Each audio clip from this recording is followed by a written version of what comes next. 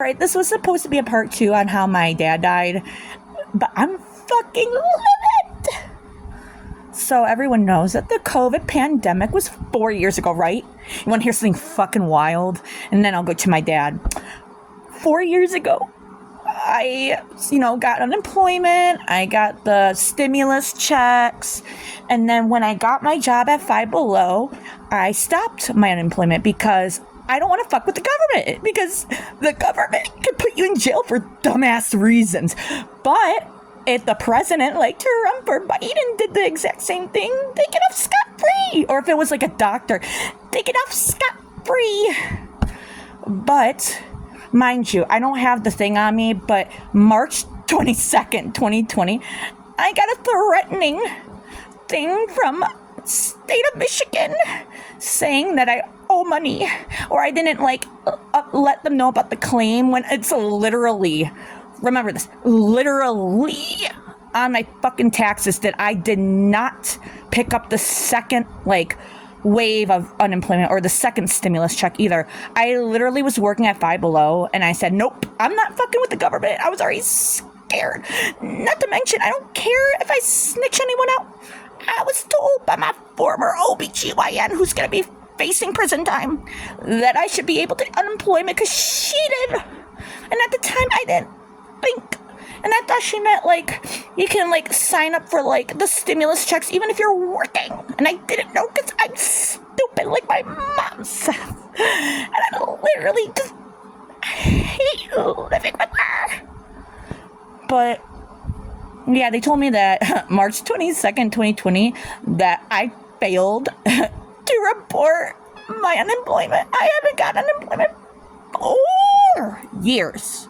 4. And you're really fucking coming after me. This is the funniest part. You want to hear the funniest part? Sorry, I'm manic. I don't care. She always brings up, you got manic. Yeah, I know that. Because I'm living with you. But you want to hear something hilarious, though? The funniest part is, last week or 2 weeks ago, I got a thing in the mail saying they're actually suing the state of Michigan for literally not going through the collections. They did it out improper. And the fact they said, oh, you could take the second part of the stimulus and unemployment, you still have benefits you can claim. And I said, nope. I'm working at Five Below. I'm not fucking with that. I don't want to go to jail. And then I stopped it. And then I reported it through my taxes that the only unemployment I did was during when the pandemic was really, really bad, right? And then when I worked at Five Below, this is when non-essential workers, it was uplifted, but you still had to wear your mask. And then when I worked at Five Below with Crazy Katie, and they said, you have benefits, you could still claim. It was $400. I said, nope, because I was afraid of this shit. So yeah, so I can't. And then like I said, they're being sued. So I got a letter in the mail, and it says, have you been harassed by UIA? It's in Michigan, an unemployment agency. And yes, I have. They keep coming after me. It's been four fucking years. Stop coming after me. So I'm calling them Monday. I get to talk to a lawyer. It's free because there's a class action lawsuit against them. And I'm going to be like, I just got another letter from UIA. They're saying they're going to take me to jail. And I don't give a fuck. Literally, it's March 22nd, 2020. You're really going to come after me? So anyway, enough of that being said, my mom just hates me. That's why I miss my dad. That's why I'm laughing all the time, because I cry all the time, and that's why I'm manic. Because I don't sleep, and I just don't give a fuck anymore. So, part 2, I was talking about my dumbass uncle that wanted to beat his ass for that accordion video. So, for people that were wondering about the accordion video, I'm not posting it here. You can find it on my TikTok. I cannot look at it with my eye twitch. Oh, I gotta get my burners. My stomach's messed up, and then I walk out. She's like, you dumb motherfucker. My mom's so abusive, but she's Christian. She's Catholic, but she treats her daughter like shit since her childhood. That's why I have complex PTSD, and she refuses to take any accountability. At least with my dad, he went to therapy and stuff. So, part 2. So you can find that video on TikTok. You'll see a stupid man with this big ass accordion, and you'll find it. It's still up, like I said, still there. It's not too far down. But yeah, that really pissed me off. To this day, I can't watch it. It really pisses me off. Like, you know, the fact that this was on his burial is honestly disgusting. My grandma that passed away in 2022, my grandma didn't cry a lot because she had no feelings, and I feel bad to say that, but it's probably because how she was raised, and that's why certain people shouldn't be parents. But the fact that my grandma got upset, like I said, she never cried. She literally went into her bedroom, and she like ran. Like, this is when my grandma was a little bit younger. Like I said, this was like 2011, so this is before her dementia worsened, way before. So I ran after her, and her door was closed. I went in her door. She was crying on her bed, and I said, "Are you okay, Grandma?" And she says, "You know, they just buried my son, your father, and your mom's husband, and they're throwing a big old party, and they were drunk too." Like, and I don't want to hear that fucking shit that, oh, you're supposed to like celebrate life. It's supposed to be like happy times with memories. There's a difference with like sharing funny memories at like your eulogy, or, you know, for a eulogy for the one that you lost. But the fact that they were wasted, stumbling, like, and slurring their words, both sides, I don't want to like be careful, but my dad's side, like I said, I don't care because I told them off and I don't care about them anymore, but it still hurts, obviously. But they're all alcoholics. They're all alcoholics. I'm the only one that doesn't drink. Like, I'll have like an occasional like wine once in a while if I go out with a friend. We go to Texas Roadhouse. I'll maybe get a margarita, depending like if I'm like rich, like if I have money. But like I said, I don't drink. Like, I'll drink like during the holidays, typically. Like, so like my mom's side, when we go there for Christmas Eve, sometimes they'll bring wine over. I'll have a glass because like I haven't seen them and I'm nervous. One time I smoked weed because I was so nervous to go over there, and instead of feeling relaxed, I was so paranoid. I was high off my rocker. And so then I ate and I went to the bathroom for a little while, and I was paranoid. I didn't want to tell them I was under the influence of marijuana because my family don't get it, you know. But yeah, I was nervous, so like I kind of like just hid out, and then when the highs subsided, then I was fine. But I didn't drink wine after that. I was scared. But my dad's side of the family are alcoholics. They're always drinking. Even my dad used to bring up Aunt Karen's sister that she was an alcoholic. She always has a bottle in her hand. So like my grandma was crying, you know, I comforted her, and she was really upset. But they ended up like passing out because they were so fucking drunk. And the worst thing the worst experience it was, I don't have the picture. I have to find it. It probably got deleted because I was so pissed the last few times when I walked or saw it. It was actually a photo of me. This is the day of my dad's death, or like the day after my dad's death, when we were going like to make funeral arrangements. And we went to Big Boy. For people that don't live in Michigan, Big Boy doesn't exist anymore. There's like a few locations. If you live in Ohio, it's kind of similar to Frisch's, I think it's called. I'm terrible at it. But at the time, as I said, I had trichotillomania severely. It's a hair pulling disorder.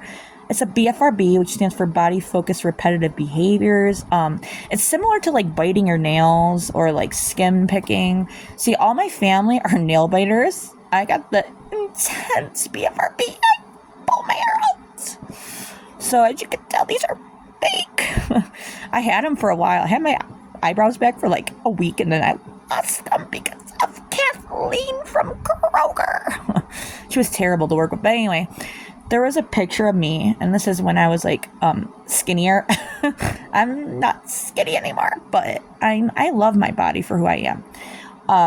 but I had like no brows, I had braces, my whole hair was gone, and I just looked really weird. But anyway, they wanted to take a picture of me outside a big boy next to the big boy statue, and mind you, this is the day after my dad died, and I had no time to grieve because my dad's side was like, you shouldn't cry because your dad wouldn't want it. Oh my God, it was awful to like trying to bottle it in. I'm like, I'm not going to talk about it. And my mom would be like, you got to talk about it. So on one side, she'd be like, you got to talk about it. And then my dad says, like, you can't. Your dad wouldn't want to be sad. My dad's right here with me. As you can tell, I have his urn. And people are like, don't you have him buried? Nope, he's with me. I feel comfort with him. And if you don't like that, fuck you. It's plain and simple. But they took, like I said, they took that picture, and at the time I was like, remember, I was 17. I wasn't even 18 yet. My dad died on September 6th of 2011, and this was like on September 7th. So I was still 17. My birthday's September 27th. I'm 30 now, so 93 I'm born in. But I was just like really out of it, and at the time I thought it was so funny, and my mom was disgusted by it. I'm like, why aren't you not laughing at it? It's funny. I was 17, remind you. I was still immature. But then when I got older, my brain started working, and I realized this family's fucked up. This family's screwed up in the head. They're so dysfunctional. Like I said, I had a suicide attempt when, like, I think it was like 2013, yeah. Because I was like trying to like not think about my dad, because they were saying, oh, you can't cry, you know. So I started like suppressing my grief. So then I went through a delayed grief where all the feelings started to just explode, and I didn't want to live anymore. This is sad. So this is a trigger warning. This is my suicide attempt. Don't worry, it's nothing graphic, but it's still a trigger warning. So if you want to click off at this part, that's fine. Honestly, I don't know what the time frame of this is. I'm recording off my phone. My phone's stupid. But anyway, I was at my old house. We lived in Livonia. This is before we lost our house. We lost our house in 2016 because of the medical bills. My dad, good old America. Fuck this country. I don't want to hear other countries are better. Or, this country's the best. Other countries are suffering. No, they're not. Trust me. I hate when they bring up Kenya. That's, like, incredibly racist. Like, seriously. But not my point here. I took a ladder. I climbed up the roof of my house. My mom saw. I was about to jump. I probably would have survived it, but it depends, like, how high you jump. I would say our house was about, I don't know. It was your typical ranch house, do the math. But anyway, I wanted to jump. I said, I want to be with my dad, and just talking about it really makes me sad for my inner child, because, like, she just wanted to cry, and my family wouldn't let her. That's why I don't want to have anything to do with them. And they're like, we never did anything. We've been so supportive. Bullshit. Fucking bullshit. But my mom, she called the police. Bad idea, because you know how police are with mental illness. And mind you, across the street was one of my childhood bullies. And I dropped out of school, obviously, on my first day of senior when my dad died. I was a senior, and he died. Not only because he died, but I feel like this is a fever dream. I try to log into it, but I don't think it works anymore because it's like from 2010. There was an app or like a website at the time. Then they turned it into an app, but it doesn't even work anymore. I tried to log in and it won't let me. It kept saying invalid, blah, blah. But there used to be a website called ask.fm. And what it did was people could give you like questions, or they can leave you hate comments like me. Anonymously, so they could get away with it, and I didn't know who it was.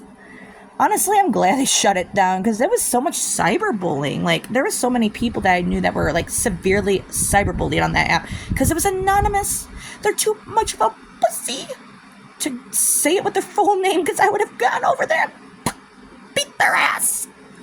But anyway, I was getting a lot of really like terrible, like, comments. Like, and it was not even be calling ugly. Like, because I was called ugly my whole life, and to this point, I didn't fuck anymore. But if you bring my dad into it, I'm gonna fuck you up. I was about to, they were telling me, like, I'm glad your dad's dead. Hopefully you're next. And, where's your dad's grave at? So I take a shit on it. It was just so fucked up. I was 17. And don't be saying, oh, kids will be kids. No, that's my dad. If you're going to say anything about my dad, I twitch. If I knew who they were, I'd probably end up in jail, to be honest. Like, after not laughing at my fact that my dad died, I'm just saying, after my dad died, I grew a pair of titties, and I ended up telling off one of my childhood bullies that I threatened to when I was 18. And mind you, I was bald. Let me tell you the story real quick before I go back to my attempt. I'll give you another trigger warning when it comes back up. But I was at Tropical Smoothie at my old house. You could ride your bike up there. It only took like 5 minutes up there. And there was this one childhood bully. I am going to name him because he deserves name and shame. His name is Andrew Vanderbush. Hi, Andrew. And what you don't know about Andrew is he got canceled on Twitter for saying the N-word. And he ended up dropping out of school in 2012 because he was being bullied so bad. I was like, yes. But anyway, I was at Tropical Smoothie. I got myself a smoothie. It was really nice. I was like warm, and this was like a year after my dad died, like I said, or not a year. I would say probably, well, it was kind of like a year. It was like May, like it was warm out, like spring, and I went to get my smoothie. There was like little tables out there. I sat outside, drank my smoothie, and I don't know if I still didn't have a smartphone. I think I still had internet on my old like slide phone with the keyboard. But anyway, I saw Andrew Vanderbush, and there was another guy with him. I forgot his name, honestly. I mean, he hung out with him. He is still a twat, too. And he saw me, and he's like, you're so ugly. What happened to your hair? Mind you, I was bald with Trick. Like, what if I'm not trying to bring cancer into this, but, like, what if you didn't know? Like, let's say I didn't have Trick. What if I had cancer and you're making fun of a cancer patient? That's, like, way worse. Like, it's already bad enough they're struggling with cancer, and the fact you're making fun of them because of their bald head is absolutely sickening. So I went up to Andrew and I said, you want to fight me, bitch? there was these two adults, two women, and they were like waiting. They're like, mind you, they were in their 30s. I was 18, and I said, if you don't leave me alone, I'm gonna fuck you up. I'm gonna, like I said, 2012. So don't come after me. This is 2012. I was 18, going through a nervous breakdown.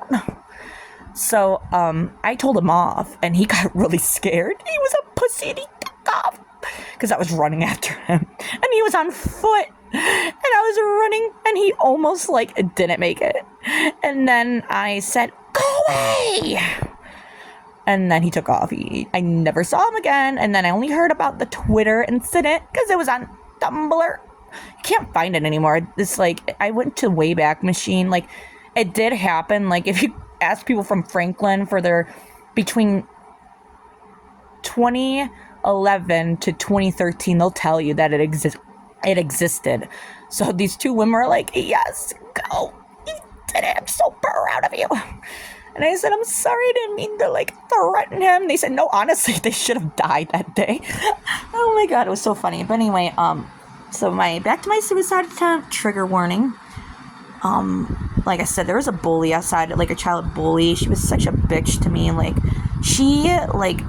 It started the childhood rumor where, I really don't like to talk about it, but maybe I should just bring it up just to let you guys know, kind of what happened. So, I was severely abused as a child by an in-home babysitter, and she, molested me, unfortunately, and, when I went through that, I experienced really severe hypersexuality at a young age, I'm talking 9 years old. It was really upsetting, and just talking about it, I hope people know what bullying does, because if they only knew what this person went through, I was a sexual assault survivor. I publicly masturbated in school. I'm not talking like, I was like wiggling in my desk, kind of like when you like kind of like hump a pillow, whatever. And there was a rumor that said, yeah, Carol's humping her desk. And it really bothered me because like even the teachers were bullying me about it. They're like, stop humping your desk. And they're teachers. They should have like called my parents in and say like, what happened? Was she sexually abused or something?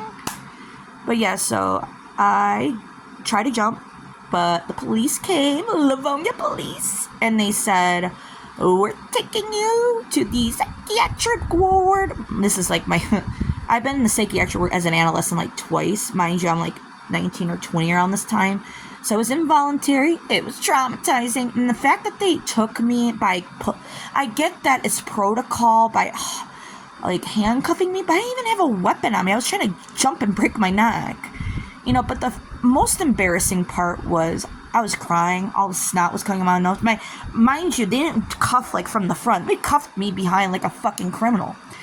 And they walked me right across the street to make me feel bad that I was trying to kill myself. And they said, you should be lucky that we saved your life. You should thank us. Fuck no, thanks for the trauma. So yeah, so I was in the psychiatric ward for like, I would say 10 days. Wasn't too bad. I was at St. Scary's, as I call it, but it's not as like bad. There was like a lot of cool people I met. But anyway, so yeah, that's what happened with like delayed grief. My family, they just don't fucking get it. I was supposed to have dinner lunch with my aunt Karen and my uncle Rob. And when I went back to Clubhouse, when I had that inconvenience on Thursday, as I mentioned in the last video, everyone came up to me, like 12 people gave me a group hug, and I cried. I realized I'm never going to have that. Like, I'm never going to have that with my family. They just don't give a fuck. They don't even believe in mental illness, let alone my feelings. And that's when I called, and I used slide dial. And I left a message because I have anxiety. I can't handle confrontation, if you know what I mean.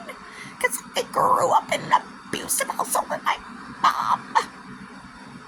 But I left a message. I just said, I'm not coming to lunch or dinner. I figure, what's the point? Blah, blah, blah. And I said, you weren't there for me and my mom, and you were telling me to get over my dad's death. You forgot about my dad. My dad would have been appalled on how he treated us.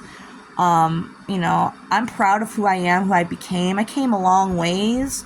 My mental illness doesn't define me, and I'm proud that I have trichotillomania only because I can be an advocate for people that are dealing with this as a young age. So, not happy I have trich, but I'm proud that I only have it because I feel like it made me stronger, if you know what I mean. But, and then my mom's like, she's not gonna text you back, But I had her blocked. But you know how you could check the block message. And she was fast. She texted me in 5 minutes. And she's like, the phone didn't ring because I used slide dial. But she still got my message. And she's like, thanks for the message. But we've been there for you. Yes, the gaslighting queen. I can laugh about it because they suck, bruh. I'm still mad, obviously. It hurts. But, like, it's been going on for 13 years. I don't give a fuck anymore. So I get Karen and Uncle Rob, if you see this, fuck you. I don't care. But anyway, and then, like I said, she texted me back. And she's like, you'll always be our niece. If you ever want to, like, write back. That I did within, like, 5 minutes. I wrote a fucking paragraph. Like, I'm talking about, like, a book.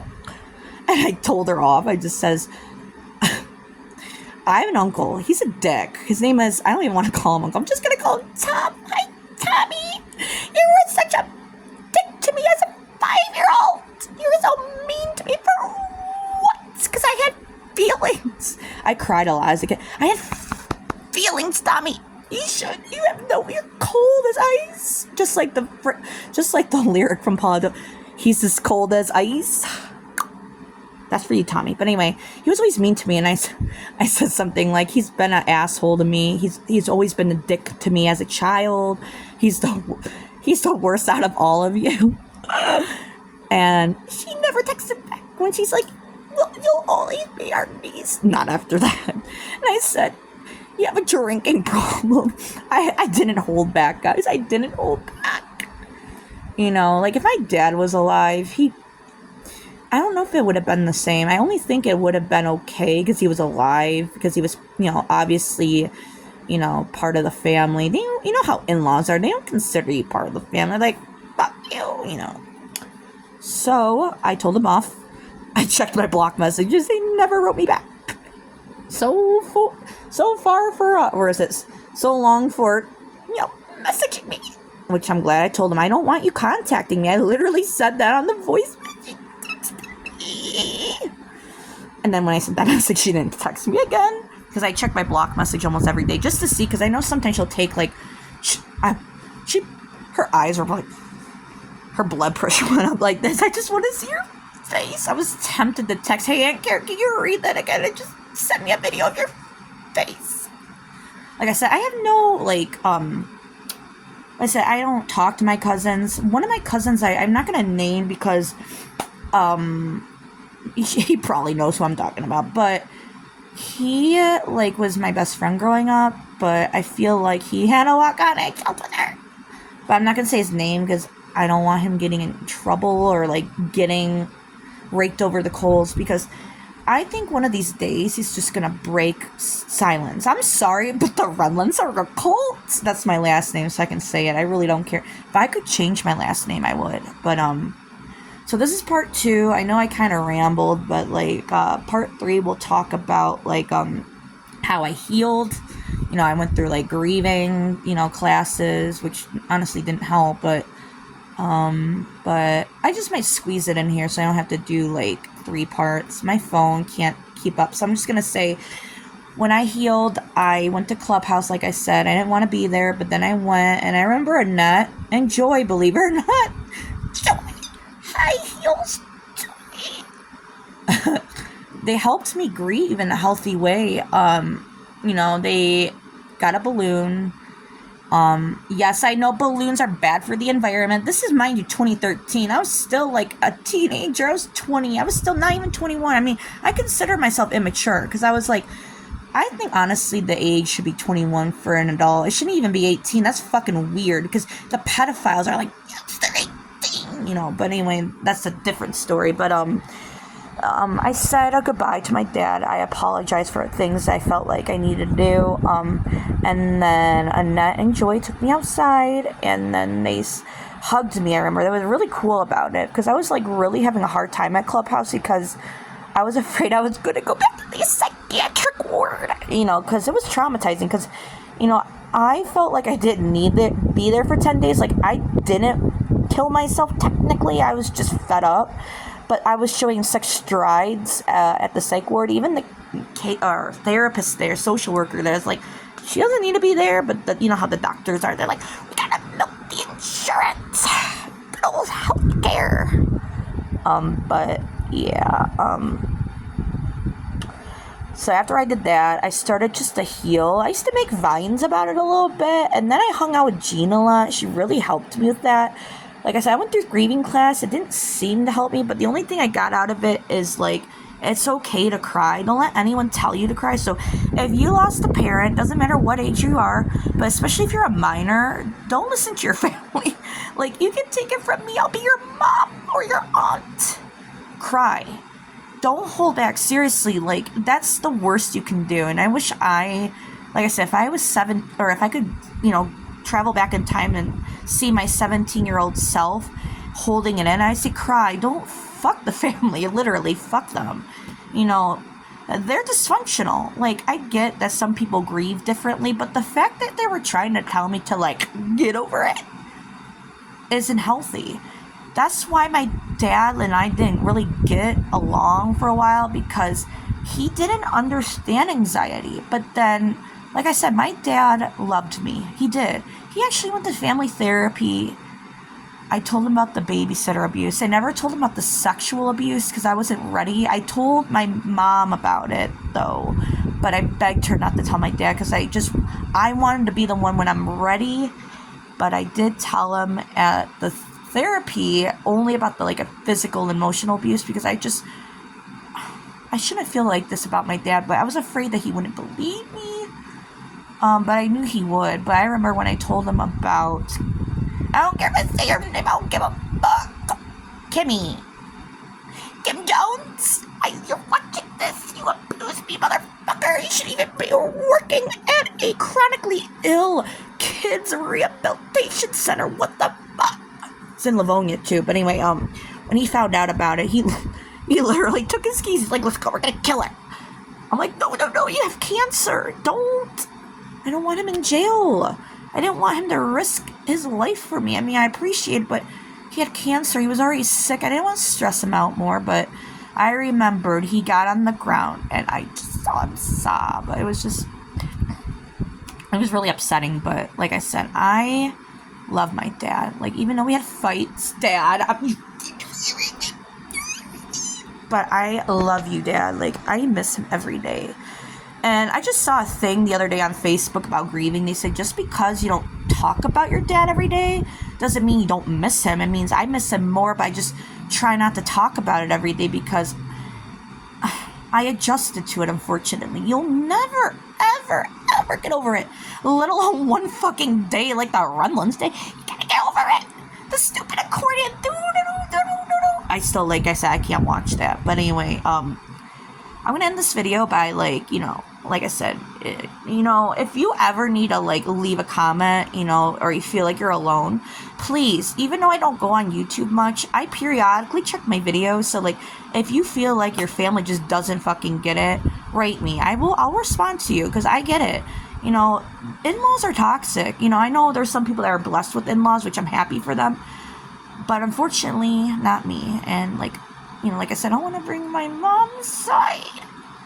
But, I mean, they're okay, but, like, they don't, really talk to us either. But they don't act fake, though. I rather them ignore me than be fake, like Karen Redland.